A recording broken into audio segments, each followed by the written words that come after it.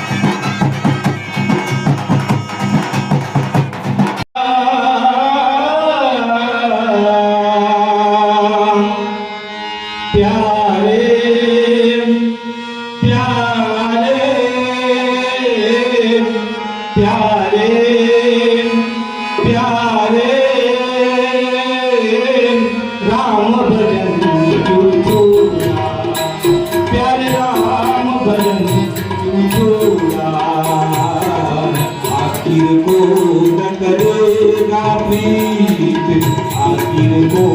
न करेगा राम भजन राम भजन छोड़ा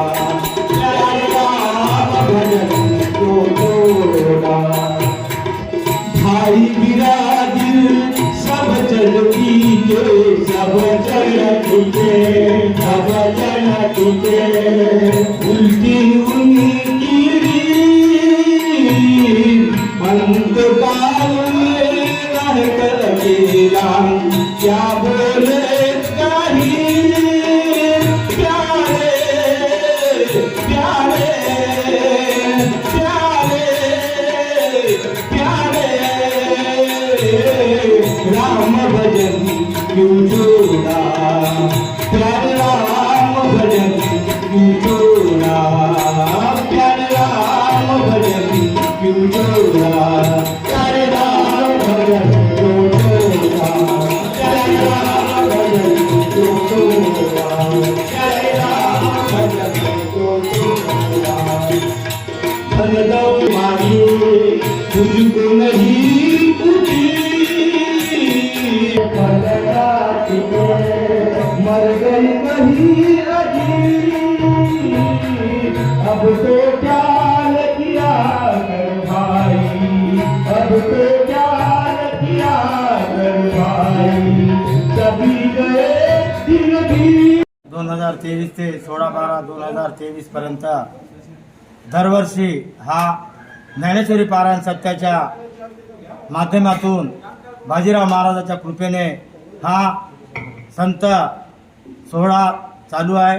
तरी बाजीराव महाराजाच्या कृपेने जो हे मार्गदर्शन झालेलं आहे त्या आज जवळजवळ आमच्या या सत्याला 24 वर्षे होत आहे. बाजीराव महाराजाने जे मार्गदर्शन केलं त्याच प्रकारे सर्व कोणाला ग्रामवासी चालत आहे आणि या सत्याच्या माध्यमातून आपल्याला प्रवचनकार, कीर्तनकार, वीणावादक आणि पारायणकर्ते सर्व या ठिकाणी येऊन मार्गदर्शन करतात. त्याचप्रमाणे सर्व ग्रामवासियांना आनंद होतो. संत येती घरा तोची दिवाळी दसरा याप्रमाणे बाजीराव महाराजाच्या आशीर्वादाने हा कार्यक्रम चालू होत आहे. तरी हा कार्यक्रम जोपासून करताय तोपर्यंत सर्व कोणाला ग्रामवासियांना पीक पाणी सुख समृद्धी सर्व होत आहे आणि बाजीराव महाराज निस्वार्थी होते आणि ते निस्वार्थी म्हणलं तर ते एक भगवंत रूप होते. परंतु आपल्याला संताच्या रूपातून मानवाच्या रूपातून त्यांनी हे मार्गदर्शन करत आहे. म्हणत सर्व भक्ताकडून मी धन्यवाद देतो आणि या కార్యక్రమాల సర్వ ఉపస్థితి झाले. 42 సంవత్సరాల క్రితం ఆదిలాబాద్, యవత్మాల్, చంద్రపూర్ జిల్లాలో ప్రజలు చెడు వ్యసనాలకు లోనై తమ జీవనాన్ని చెడు వ్యసనాల వైపు మళ్లించి ప్రజలందరూ బానిసలైన సమయాన బ్రహ్మనిష్ట సద్గురు బాజీరావు మహారాజ్ గారు 1982లో ఈ జ్ఞానేశ్వరి పారాయణ సప్తా అనే కార్యక్రమం తీసుకోవడం జరిగింది. ఈ సప్తా ద్వారా గ్రామంలో వారం రోజులు గీతా పారాయణం మరియు ప్రొద్దున ఉదయం 6 గంటలకు ప్రభాత పేరి మళ్ళా గీతా పారాయణం, సామూహిక ప్రార్థన, అఖండ దీపారాధన మరియు వారం రోజులు హనుమాన్ మందిరంలో వీణ వాయించడం జరుగుతుంది. ఈ నిర్విఘ్నంగా ఈ కార్యక్రమం ఈ సప్తా 7 రోజులు ప్రతి గ్రామంలో ఎక్కడ సప్తా వేసినా ఈ కార్యక్రమాలన్నీ నిర్విఘ్నంగా కొనసాగుతాయి. అలాగే ఈ కార్యక్రమాలు చేయడం వలన ప్రజల్లో చైతన్యం వచ్చి పురాణ పురుషుల మరియు మహారాజుల యొక్క చరిత్ర కానీ భగవద్గీతను కానీ బోధించడం వల్ల వాటి సారాంశం తెలుసుకొని ప్రజలు బాజీరావు బాబా శిష్యరికం తీసుకోవడం జరిగింది. దానివల్ల మాంసం మరియు మద్యం మరియు చెడు వ్యసనాలన్నిటికీ దూరం కావడం వలన ఈ సమాజంలో గణనీయమైన మార్పు జరిగింది. అలాగే మా పునాల గ్రామంలో కూడా గత 24 సంవత్సరాల క్రితం ఈ సప్తా కార్యక్రమం తీసుకోవడం జరిగింది. అప్పటి నుండి నిర్విఘ్నంగా ఈ బ్రహ్మనిష్ట సద్గురు బాజీరావు మామ జ్ఞానేశ్వరి పారాయణ సప్తా నిర్విఘ్నంగా కొనసాగిస్తున్నారు. దీంట్లో గ్రామంలో దాదాపు ఇప్పటి వరకు 60 జంటలు బాబా గారి ఉపదేశం తీసుకోవడం జరిగింది.